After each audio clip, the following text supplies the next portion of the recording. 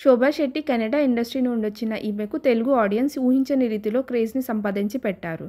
అయితే big boss హౌస్లో ఈమె చేసిన కామెంట్స్కి గట్టి కౌంటర్ ఇచ్చారు శివాజీ.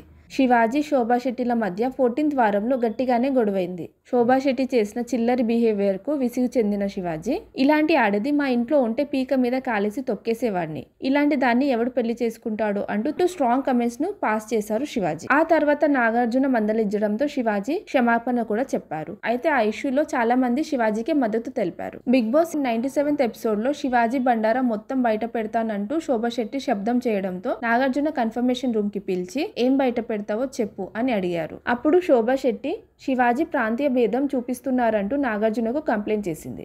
శివాజీ ప్రతిసారి నేను ప్రియాంక వేరే లాంగ్వేజ్ కెనడా నుండి వచ్చామని ఫేవరెటిజం అంటూ వెటకారంగా మాట్లాడుతున్నారు అని కంప్లైంట్ చేసింది. దీంతో నాగార్జున తెలుగు, తమిళ్, కన్నడ, మలయాళం అనే ఫీలింగ్ ఎక్కడా ఉండదు, నువ్వు మా మోనితవే, బిగ్ బాస్ శోభా శెట్టివే అని అన్నారు. అయితే బిగ్ బాస్ హౌస్ నుండి బయటికి వచ్చిన తర్వాత శివాజీ ఈ ఇష్యూపై స్పందిస్తూ శోభా శెట్టికి గట్టి కౌంటర్ ఇచ్చారు. శివాజీ అనే వాడిని టార్గెట్ చేస్తే ఎంతో కొంత అటెన్షన్ వస్తుందని కావాలని నాతో గొడవలు పెట్టుకునేవాళ్ళు. నాకు నచ్చని విషయం ఏంటంటే నేను ప్రాంతీయ భేదం చూపిస్తున్నానని శోభా శెట్టి కన్నడ అమ్మాయినని కన్ఫర్మేషన్ రూమ్లో చెప్పింది. అలాంటి ఫీలింగ్స్ మా మనసులో ఉంటే తెలుగు వాళ్ళు మిమ్మల్ని ఆదరించే వాళ్ళు కాదు. శోభాని ఎంకరేజ్ చేశారంటే ఆమె నటన బాగుంది కాబట్టే. తెలుగు వాళ్ళు ఎప్పుడూ అలాగే ఎంకరేజ్ చేస్తారు.